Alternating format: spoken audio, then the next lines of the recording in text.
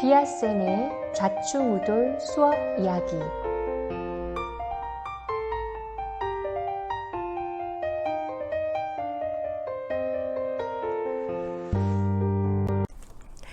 안녕하세요 여러분, 반갑습니다. 첫 번째 영상이 좀 도움이 되셨는지 모르겠네요. 제가 20년을 압축하려니 쉽지가 않더라고요. 그래서 나름대로 정리를 한다고는 했는데 좀 중구난방인 면도 있는 것 같습니다. 그러면서 문득 생각해보니 학교 생활이라는 것이 원래 좀 중구난방인 면이 많은 것 같아요. 뭔가 하나에 집중할 수 있는 환경은 아니거든요. 담임을 맡다 보면 온갖 일들이 생기고 그 와중에 수업을 해야 하고 교육청에서 공문이 오고 또 업무 처리를 하고 그렇게 정신없이 하루를 보낼 때가 많습니다. 그러노라면 내가 열심히는 하는데 대체 내가 뭘 하지 하는 회의가 들 때도 있습니다. 그런데 저는 이렇게 교사가 수업에 집중하기 어려운 여건일수록 더욱더 수업을 꽉 붙들어야 한다고 생각합니다. 왜냐하면 다른 모든 일은 교사를 소진시키지만 수업은 교사를 성장시키는 유일한 원천이기 때문입니다. 학교에 간혹 이런 분들이 있어요. 외향적이고 사교적이고 사람 만나는 거 좋아하고 또 이야기하는 거 좋아하고 그래서 청소년들과의 만남 그 자체를 즐기시는 분들이 있습니다. 아쉽게도 저는 그런 재능은 타고나지 못했습니다. 저는 솔직히 학생들이 힘들거나 버거울 때도 많았습니다. 원래 제가 책 읽기 좋아하는 좀 조용하고 내성적인 학생이었거든요. 사회성도 좀 부족하고요. 그래서 초임 때는 남들보다 조금 힘들게 학교 생활을 한 면도 있습니다. 이런 제가 어쨌든 지금까지 이 길을 걸어올 수 있었던 이유는 교과에 대한 애정이 있어서라고 생각합니다. 아무리 학교 생활이 힘들고 또 학생들과 사람들에게 지칠 때도 위대한 작가들에 대한 그 존경의 마음이 제 마음속에서 꺼지지 않더라고요. 그들의 사상과 철학, 그들이 전하는 인간적인 감동 그런 것들이 여전히 제 마음에 빛을 주더라고요. 그리고 그 빛이 시간이 갈수록 조금 더 또렷해지더라고요. 교육학자 존 듀이는 교과를 인류의 경험이 압축된 거라고 말한 바 있습니다. 다만 그것이 압축된 서술이기 때문에 학생들에게는 딱딱한 논리체계로 다가가기가 쉽죠. 그래서 듀이는 교사의 역할을 이렇게 말합니다.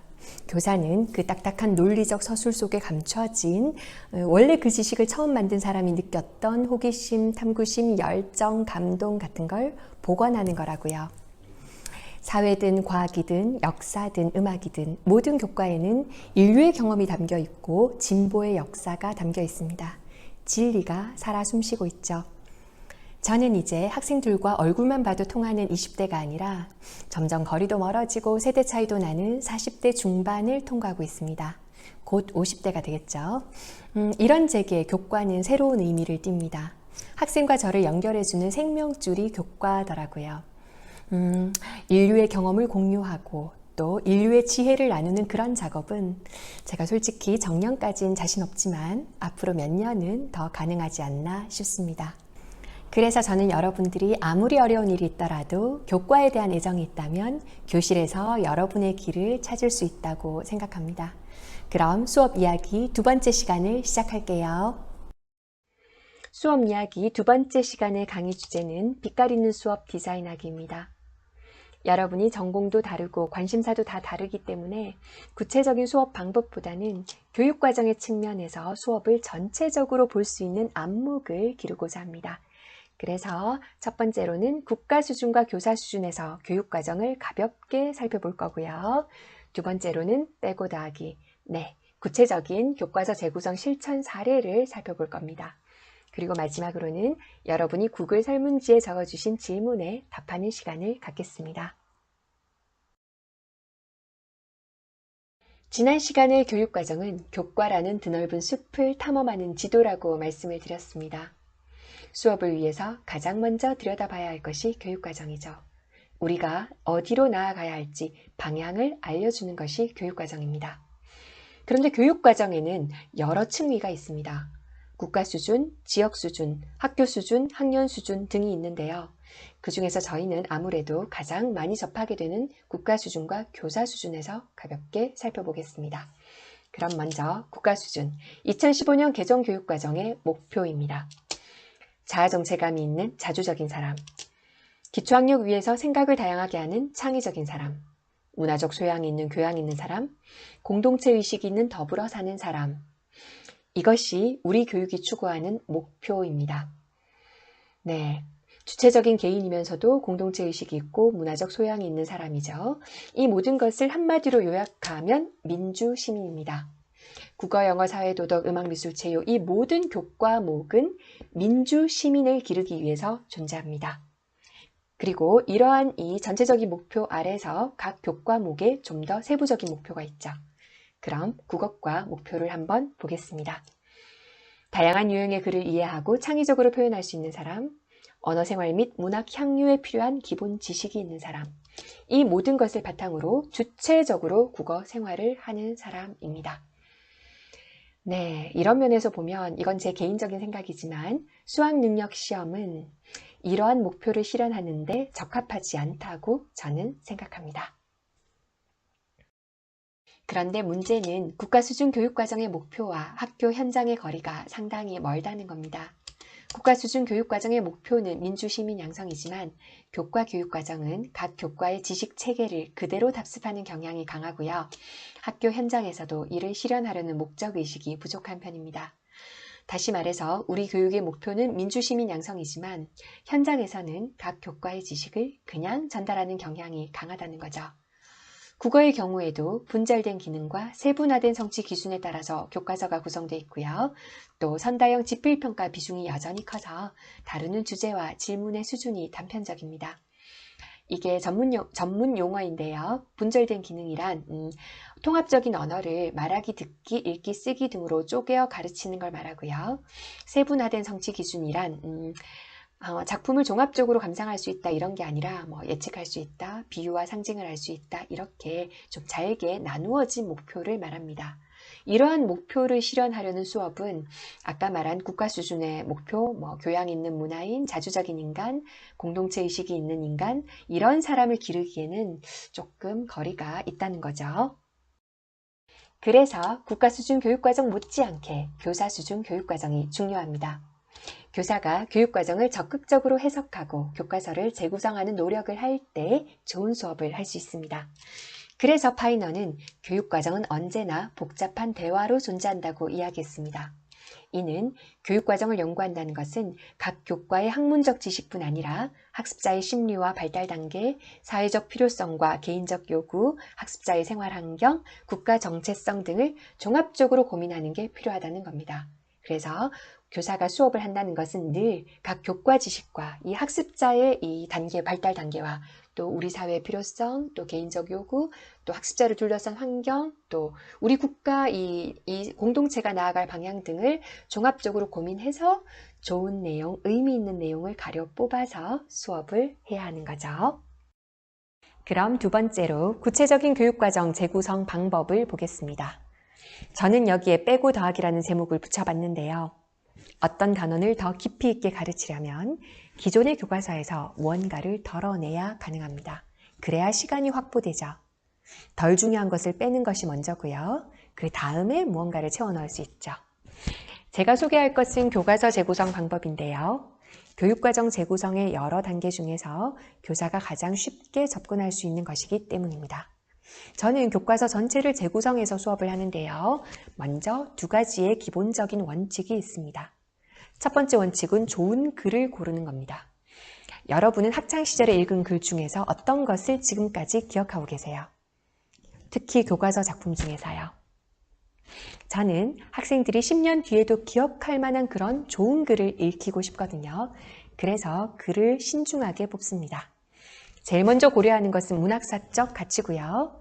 하지만 어려우면 안 되죠. 그래서 청소년의 흥미와 발달 단계도 고려합니다. 시민적 정체성을 키워줄 수 있으면 좋고요. 좀 생각을 다양하게 확산할 수 있는 것들을 고르고 또 역사적 감각, 공공성에 대한 감각을 고려하고요. 예술 및 자연에 대한 감수성을 다룰 수 있으면 좋고요. 또 지역사회에 대한 관심도 고려합니다. 이런 가치들이 골고루 건드려질 수 있는 글들을 가려 뽑고자 합니다. 그리고 교과서 글과 제가 참고로 더 보충해서 넣는 글을 보통 7:3 또는 6:4 정도로 배치하는데요. 저는 가능하면 교과서 글을 살리려고 노력합니다. 왜냐하면 교과서가 가독성이 좋거든요. 글자도 크고 또 그림도 있고 이래서 제가 프린트한 자료보다 좀 보기가 예쁘기 때문에 가능하면 교과서 글을 많이 뽑고자 하는데 또 어떨 때는 또 교과서가 마음에 좀 덜 들 때는 또 보충이 좀 비중이 늘어나고요. 그래서 그때그때 다릅니다. 그래서 이 정도로 배치하면 조금 제가 원하는 수업을 할 수 있더라고요. 두 번째 원칙은 주제 중심 수업입니다. 이 경우에 텍스트와의 깊이 있는 만남, 화두가 있는 질문과 창조적 해석이 가능합니다.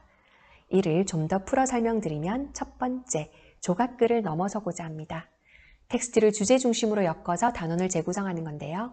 지난 영상에서 불행한 시대의 선각자들이란 주제로 윤동주, 김구, 한용우 선생의 글을 같이 공부하는 것과 같죠. 두 번째, 학생들의 현재 경험을 넘어서고자 합니다.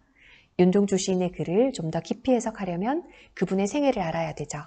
그렇게 교과서 글만 다루는 게 아니라 관련된 자료를 충분히 검토해서 학생들의 배경 지식을 보완합니다. 세 번째, 얇은 질문을 넘어서고자 합니다. 학생들이 글을 읽고 좀 더 다양하고 깊은 질문을 던지게 하기 위해서 대화, 면담, 협업의 과정을 거칩니다. 마지막으로 수동적 수용을 넘어서고자 합니다. 감상만 하는 게 아니라 글쓰기와 창작 활동으로 마무리합니다. 요즘 컨텐츠가 중요한 세상이죠. 다음으로 구체적인 교과서 단원 재구성 사례를 보겠습니다. 교과서에 요약하며 읽기라는 대단원이 있습니다. 그리고 그 아래 소단원으로 A, B, C라는 글이 있습니다. 그런데 이 A와 B와 C 글은 주제와 소재 면에서 전혀 서로 상관이 없는 내용입니다. 단지 요약하기를 연습하기 위해서 이 세 편의 글을 그냥 이것저것 가져온 거죠.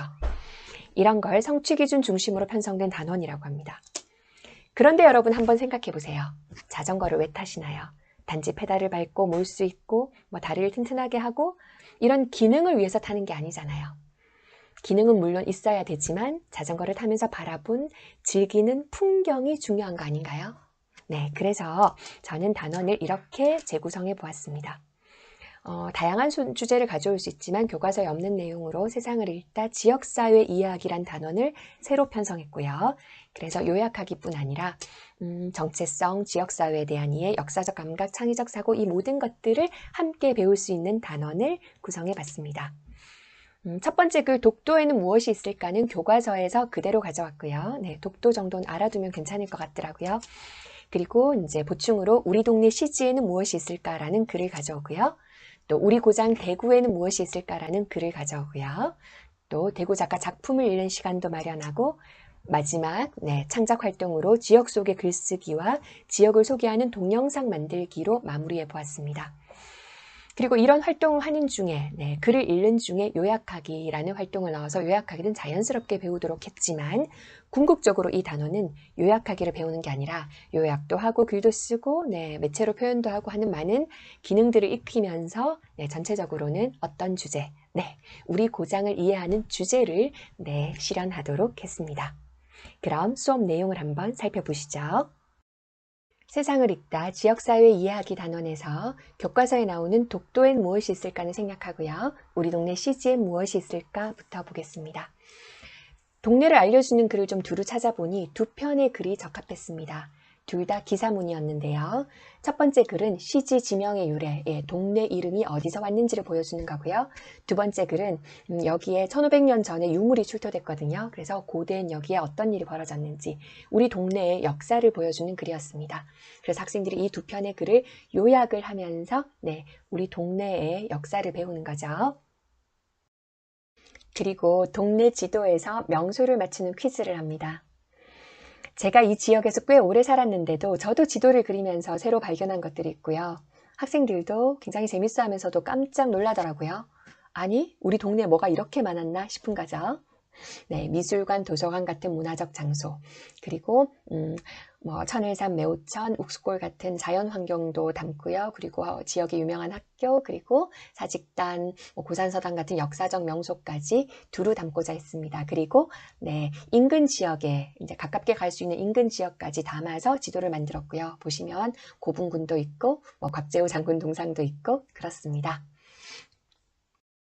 그리고 지도에 나오는 여러 장소 중에서 자신이 관심 있는 곳 한 곳을 택해서 자료 조사를 더 해옵니다. 이때도 요약하기 활동이 이루어지죠. 그리고 학교에 와서 이렇게 개요를 작성한 뒤에 지역을 소개하는 글을 씁니다. 한번 읽어볼게요. 나는 7살까지는 울산 무고동에 살았다. 아빠 회사가 울산에 있어서 어쩔 수 없이 살았던 거다.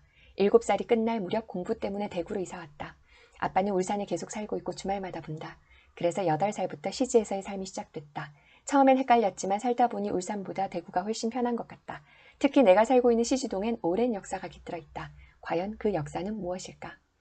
고려 조선시대 때 지방으로 출장하는 관원이나 과객들이 이용하도록 전국 주요 길목에 설치한 숙박시설을 원이라고 한다. 하지만 임진왜란 후 거릿집으로, 이건 주막입니다. 주막으로 바뀜에 따라 원은 모습을 감추게 되었다. 대구의 대표적인 원은 시지원이다. 때맞춰 도착해야 한다는 의미로 시지라고 했는데 원의 성격과 역할에서 유래됐다. 시지는 예부터 서울부터 부산까지를 잇는 국도가 지나는 교통요지였다. 현재 시지라 부르는 지역은 고산 1, 2, 3동이다. 담티고개를 넘어 4월까지 이어지고 4월을 넘으면 경산이다. 이런 역사적 배경이 시지를 급성장하게 한 것이다. 나는 경산 조영동에 있는 고분군에 관심이 있다. 위치는 경산이지만 지나가다 가끔씩 본 것 같기도 하고 더 자세히 알고 싶어졌다. 고대 삼국 가야 때부터 있었고 한국토지개발공사가 소유한 곳이다. 영남대학교 박물관에 의해 가야에 안반 굴착 덧널 무덤, 굴식 돌방 무덤 등이 발굴되었다고 한다. 금동관과관식, 은재관식 등등등등등등이 출토되었다. 이렇게 우리가 살고 있는 곳인데도 속에 숨겨진 역사와 역사적 장소에 대해서 모르는 게 많았던 것 같다. 내가 살고 있는 곳에 이런 역사가 숨어 있는지 몰랐는데 알게 돼서 시지에 더 관심이 가게 됐다. 앞으로 과거에 시지에 유명했던 곳에 대해 더 알고 싶어졌다. 지금 내가 알고 있는 내용은 이것뿐이지만 숨겨진 역사를 더 알고 싶다. 네, 중학교 1학년의 생각이고요. 이어서 우리 고장 대구에 대해서도 공부합니다. 대구의 간략한 역사에 대해 자료조사를 해오고요. 네, 괄호를 다 채우면 요약하게 활동을 합니다. 그리고 이렇게 지도에서 도심을 중심으로 해서 역사적 명소를 찾아보는데요. 네, 대구에는 근대골목이 유명하거든요. 그래서 근대골목 중심으로 해서 이렇게 지도를 작성했습니다.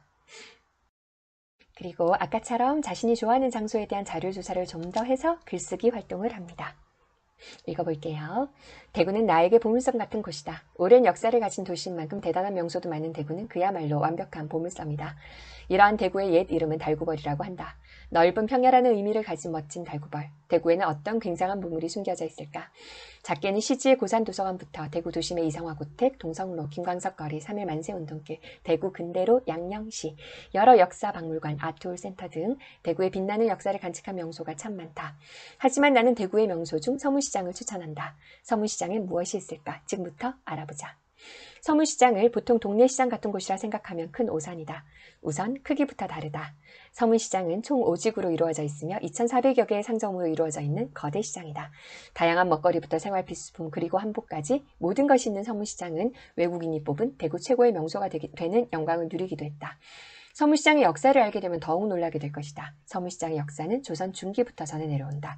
대구광역시 최대 재래시장인 이유인 듯한 긴 역사다.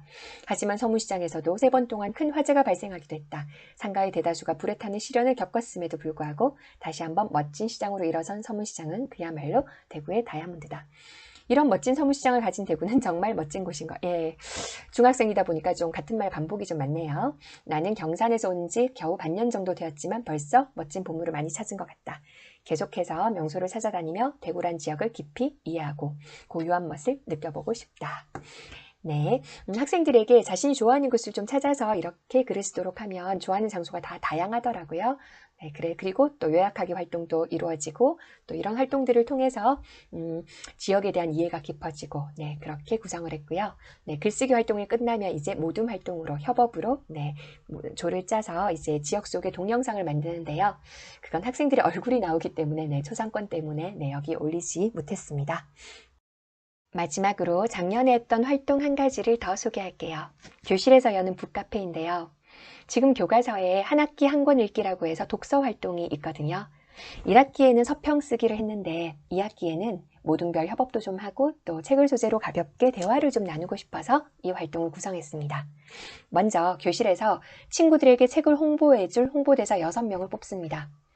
그리고 이 친구들이 카페 주인인데요. 교실에 테이블 6개를 만듭니다. 그리고 이 친구들이 앉아요. 다른 친구들은 네, 교실 뒤편에 나와 있다가 자기가 원하는 카페를 찾아가는 거죠.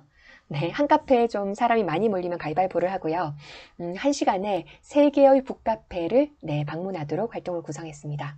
그래서 활동에 앞서 미리 관심 있는 책 3권을 찾아보고요. 네, 이 친구는 시간을 파는 상점, 25년간의 수요일, 로봇시대 인간의 길을 골랐고요. 또 이 친구는 또 1.5 그레타 툰베리와 함께 이런 책을 골랐습니다.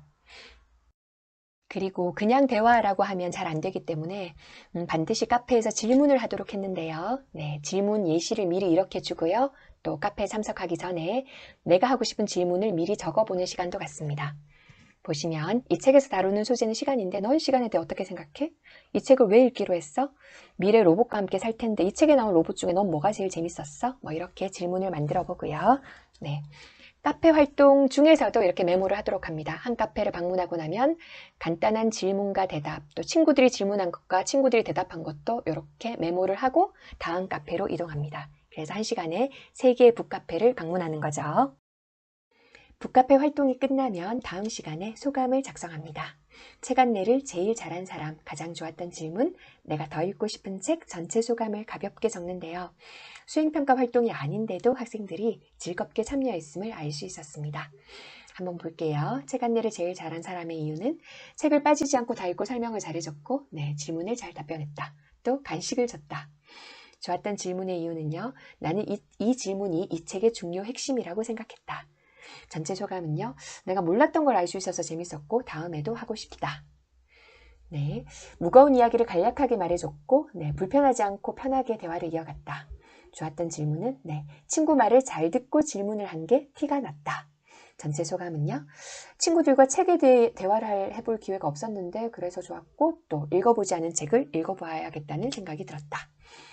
네, 굉장히 열심히 설명하고 발음도 또박하게 잘 말했다. 네, 질문을 아주 구체적이고 진짜 모두가 궁금해할 만한 것을 했다. 네, 전체 소감은 누가 말을 잘하는지 알게 됐다. 재밌었다. 내가 이해하기 어렵다고 생각한 주제였지만 책에 대해 잘 설명해주고 질문에도 정성스럽게 설명해줬다. 네, 좋았던 질문은요. 인류학 보고서라는 책은 딱히 인상 깊은 부분이 없을 것 같다고 생각했는데 은근 재밌고 신기한 부분이 많았다. 소감은 관심 없던 주제에 관심이 생겨서 좋은 경험이었다. 또 하고 싶다. 네, 책 안내를 제일 잘한 사람은요. 질문에 대한 답을 미리 생각해온 티가 났다. 좋았던 질문은요. 주제에 맞는 독창적인 질문을 했다. 예시에 없는 독창적인 질문을 했다. 전체 소감은요. 살짝 핀트가 엇나간 답변도 있었지만 어쨌든 열심히 책을 알리는 홍보대사 친구들의 모습이 인상 깊었다. 생각보다 재밌는 질문들이 많아서 즐거웠다. 책 안내를 잘한 사람은 로봇 시대에 대해 잘 알게 되었다. 설명을 잘했다는 것 같네요. 좋았던 질문은 로봇 시대가 곧 열릴 현실에서 충격받았던 부분을 질문하는 것이 좋았던 것 같다. 이 과정이 흥미로웠다. 책 내용과 줄거리를 적당하게 친절하게 설명해줬고 질문을 했을 때 경청해서 들어주고 친절하게 답변해줬다. 자신의 생각을 자신 있게 말했다. 좋았던 질문은 자신의 생각을 질문으로 친절하고 바른 자세로 질문해서 듣는 사람도 듣기 좋았고 질문이 적당하게 좋았다. 이 책의 줄거리를 한 줄로 말하면 이라는 질문이 와닿았다. 줄거리를 듣고 난 후 책에 관심이 가기도 했다는 소감이 있네요. 전체 소감을 몇 개만 더 볼게요. 카페를 해서 정말 재밌어서 정말 좋았고 수업 시간에 공부 안 하고 책을 읽어서 가장 좋았다. 다음에 또 하면 정말로 좋겠다. 또 해주세요. 설명을 엉뚱하게 한 사람들도 있었지만 제대로 된 질문도 받아서 좋았다. 내 카페에 민성이를 앉힐 수 있었지만 내가 간식이 없다는 이유로 오지 않아 아쉬웠다. 친구들이 책을 설명하고 그걸 들어보니 이해가 잘 됐다. 다음엔 또 영화 카페나 다른 종류의 카페를 해보고 싶다. 그리고 나는 나로 살기로 했다는 책을 읽어보고 싶다. 간식 있는 조로 몰려드는 아이들의 모습이 재밌고 질문을 억지로 하는 친구들도 재밌었다. 의무로 질문을 해야 되니까요. 처음으로 친구들에게 책을 설명했는데 그전엔 너무 떨려서 망설였는데 막상 해보니까 재밌었고 내가 읽은 책을 소개해주니까 뭔가 기분이 좋았고 친구들도 잘 이해해준 것 같아서 좋았다. 책에 대한 거라 생각보다 재미없을 줄 알았는데 친구들이 설명을 잘해주고 요약을 잘해주고 맛있는 걸 먹어서 좋았다. 또 하고 싶다. 질문을 하거나 줄거리를 요약할 땐 간략히 그리고 핵심 내용을 잘 짚는 게 중요하다고 생각했다. 그리고 읽고 싶은 책의 줄거리를 알게 되어서 재밌었다. 네, 이런 활동을 하니까요. 학생들이 활동을 하는 중에 스스로 뭔가를 깨닫는 게 많은 거예요. 그래서 스스로 뭔가 판단하게 되는, 스스로 판단력이 생기는 이런 활동을 앞으로도 좀 많이 구성해야겠다는 생각이 들었습니다. 네, 여러분 수고 많으셨습니다. 그럼 강의 내용을 간략히 정리하고 질의응답으로 넘어가겠습니다. 교사는 객관적인 지식이 아니라 자신이 소화한 지식을 가르칩니다. 인격적 지식, 이야기적 지식이라고도 하죠. 그래서 교사가 곧 교육과정입니다. 그렇기에 교사의 지적 관심, 흥미, 가치관, 삶을 대하는 자세 이 모든 것이 수업에 영향을 미칩니다. 지식은 인격적인 거죠. 그러므로 교사이기에 앞서 생활인으로서 여러분이 자기 삶을 건강하고 풍부하게 가꾸어가는 것이 저는 가장 중요하다고 생각합니다. 풍부한 독서, 다양한 사람들의 만남, 그리고 좀 더 넓은 경험 이런 것들이 중요하다고 생각합니다. 드디어 강의의 마지막 순서 질의응답 시간입니다. 여러분이 보내준 질문을 제가 비슷한 것끼리 묶어봤는데요. 맨 처음 다룰 것은 현장에 대한 여러분들의 걱정이 느껴지는 질문이었어요. 한번 볼게요. 수업을 하면서 학교 폭력하는 학생을 본 적이 있나요? 그런 학생은 어떻게 대처하셨나요? 학생 간 폭력은 아니지만 최근 동아리 시간에 제가 핸드폰을 제지했을 때 의자를 발로 차는 학생을 본 적이 있습니다. 감정 조절을 못하는 학생이죠. 그런 경우에 일단은 교사가 어떤 경우든 침착하고 냉정해야 됩니다. 화를 내거나 감정적으로 반응하는 것은 좋지 않고요. 또 그리고 전체 학생이 있는 곳에서 문제를 해결하려고 하기보다는 상황을 진정시킨 뒤에 문제 학생을 따로 불러서 대화를 하든 다른 방법을 찾든 그렇게 접근하는 것이 좋습니다. 그리고 학생부나 상담실 등 관련되는 분들과 소통하는 것도 중요합니다. 사실 이런 경우는 학생마다 상황마다 대처법이 다 다른데요. 그래서 이런 원론적인 수준에서 마무리할게요. 그리고 학교 생활을 하면서 가장 힘들었던 기억과 그것을 어떻게 극복했는지 궁금합니다. 제가 진짜 힘들었을 때는요. 한 가지 힘든 일이 아니라 학폭이든 여러 사건이든 힘든 일들이 연달아 계속 터지는 거예요. 네, 그럴 때가 있죠. 그래서 그럴 때가 힘들었고 또 직장 생활의 고비였던 것 같은데요. 극복법은 동료와의 소통도 중요하지만 저 같은 경우에는요. 도서관에 가서 현장 교사들이 쓴 책을 다 읽어본 게 큰 도움이 되었습니다. 제가 겪은 문제는 저만 겪은 게 아니라 앞서간 분들이 다 이미 겪은 것들이거든요. 그래서 그분들의 생각과 이야기를 읽는 것이 위로도 되고 치유도 되고 또 문제 해결에도 도움이 됐습니다. 그리고 또 한 가지는 사람을 계속 만나다 보면 지치고 소진될 때가 있는데요. 네, 그럴 땐 저는 연수 휴직을 해서 재충전을 해서 큰 도움을 받았던 경험도 있습니다. 네, 교사에게는 다양한 휴직 제도가 또 장점이죠. 현장에 나가서 학생들이 말을 듣지 않거나 수업에 참여를 안 할 경우에 지도하는 방법이 궁금합니다. 먼저 3월 첫 시간부터 선생님의 수업 규칙을 학생들에게 알리고 그렇게 1년 동안 그 규칙을 갖고 수업을 진행하는 것이 필요하다고 생각하고요. 저 같은 경우에는 일단은 말로 1차 경고합니다. 말로 경고해서 안 되면 시를 외우게 한다거나 과제를 내거나 또 방과 후에 남아서 이야기를 하거나 이런 다양한 방법을 쓰고요. 그래도 안 되면 학부모와 상담하거나 또 학생부에 도움을 요청하거나 또 다른 방법들이 있죠. 그렇게 단계를 밟습니다.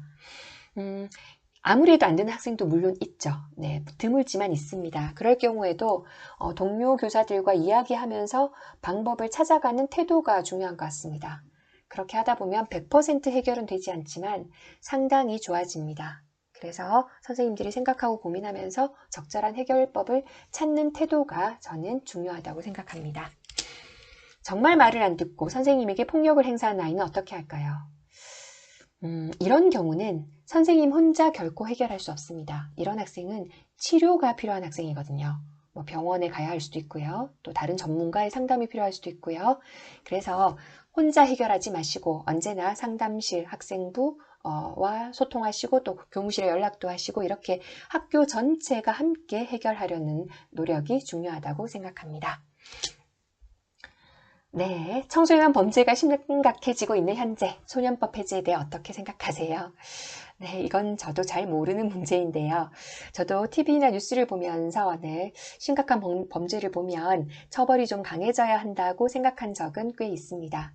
그런데 이렇게 법을 만들고 폐지하는 것은 단순히 감정으로 해결할 게 아니라 경찰, 법원, 또 이 관련 사례 분석, 또 관련 전문가들의 어떤 전문적인 접근과 그분들의 연구와 견해가 필요하다고 생각합니다. 그래서 저는 이런 문제는 좀 그렇게 접근해야 되지 않나 싶습니다. 그래서 아직 저는 잘 모르겠습니다. 네, 다음 질문은 교사라는 직업과 관련된 질문인데요. 네, 한번 볼게요.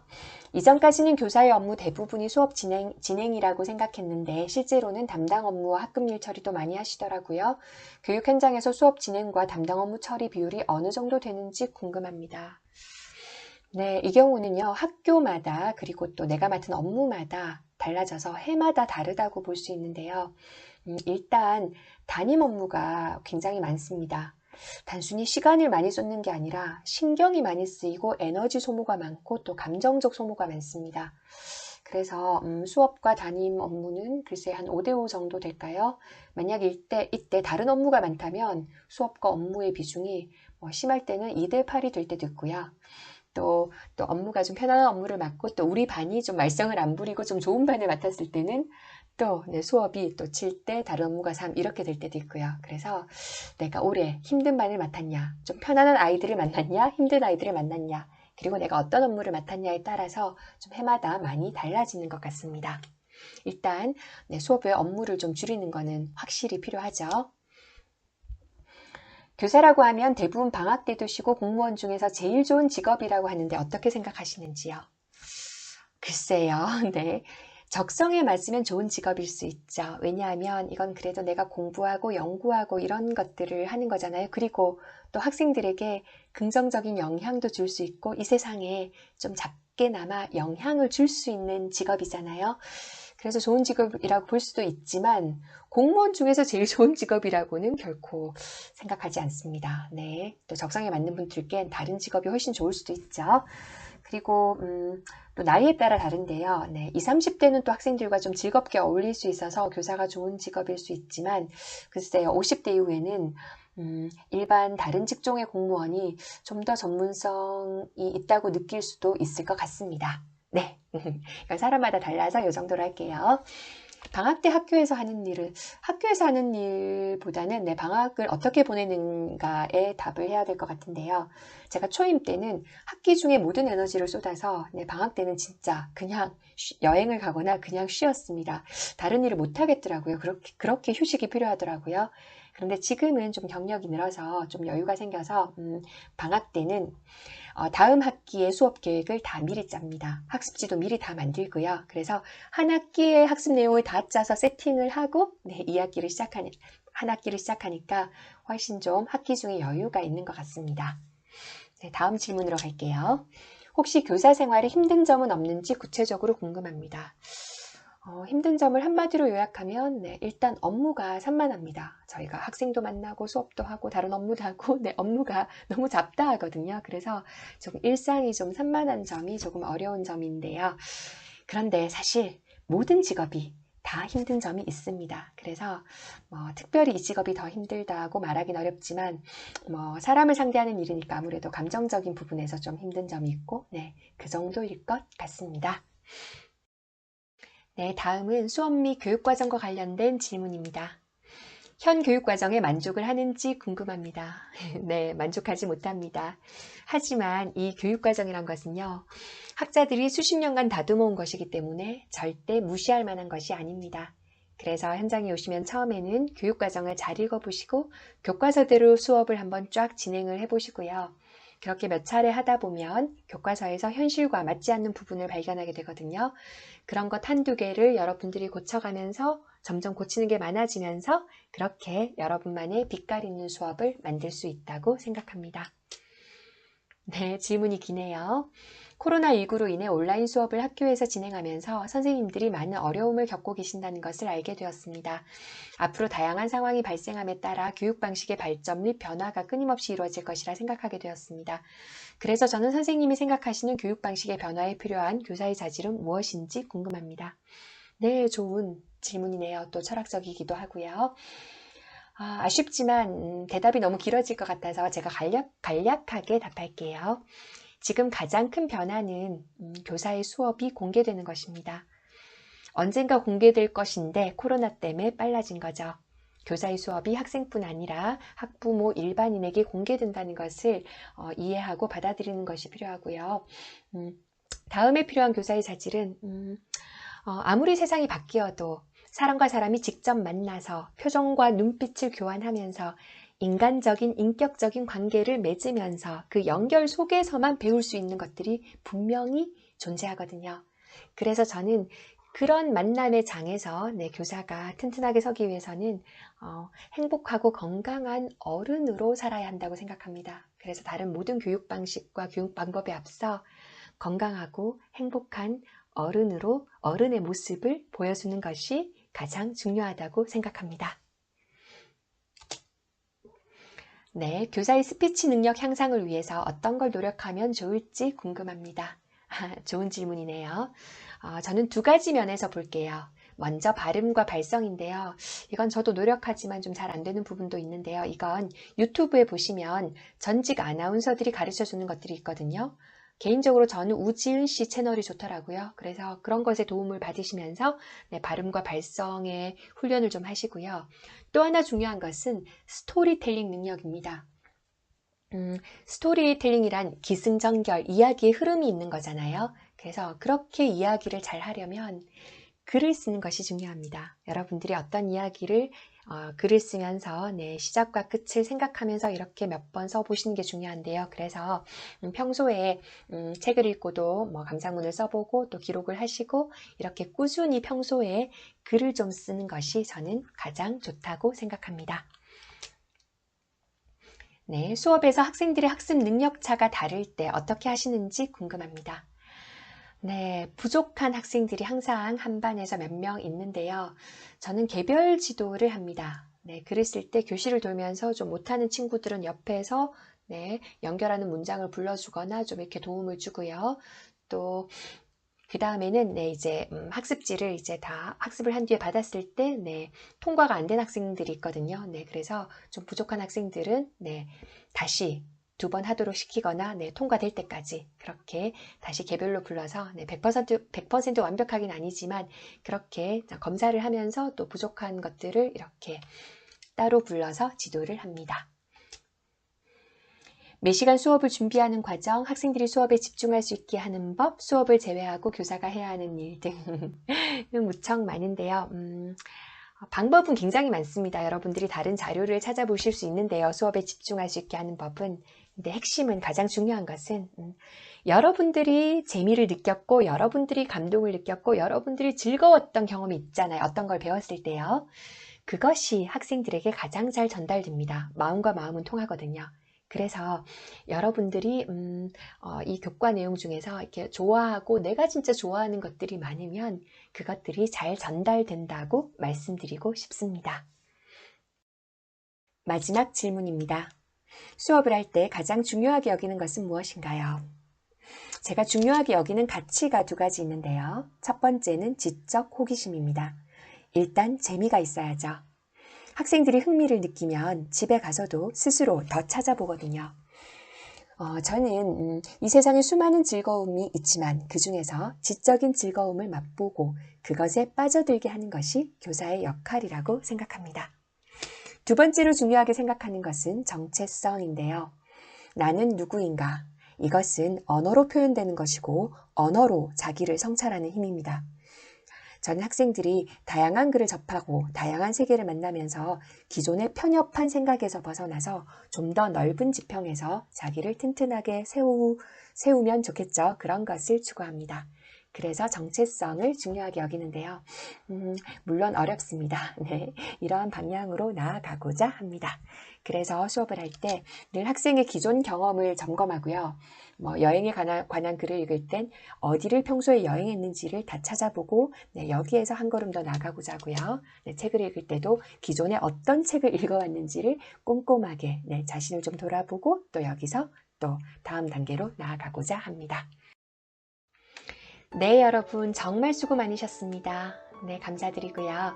더 궁금한 점이 있는 분들은 제 블로그를 참고해 주세요. 이번 강의도 시로 끝맺을까 하는데요. 저는 한국 문학을 제일 좋아하는데 관련 내용을 찾다 보니 또 외국시가 되었네요.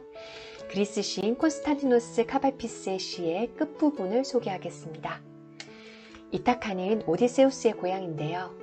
오디세우스가 고향 이타카를 향해서 긴 모험의 여정을 떠나죠. 저는 이 시가 우리 모두를 위한 시라고 생각합니다. 여러분들이 여러분만의 이타카를 향해서 거침없이 나아가시면서 그 길에서 지혜를 선물로 얻으시기를 축원합니다. 이타카를 항상 마음속에 간직하라. 거기에 도달하는 것이 너의 운명이니. 그러나 여정을 서두르지는 말아라. 오랜 세월이 걸리면 더욱 좋으리. 길 위에서 너는 이미 풍요로워졌으니 이타카라는 목표가 너를 풍요롭게 해주길 기대하지 마라. 이타카는 너에게 아름다운 여행을 선사했고 이타카가 없었더라면 내 여정은 시작되지도 않았으리. 이제 이타카는 너에게 줄 것이 하나도 없구나. 설령 그 땅이 불모지라 해도 이타카는 너를 속인 적이 없고 길 위에서 너는 현자가 되었으니 마침내 이타카의 가르침을 이해하리라.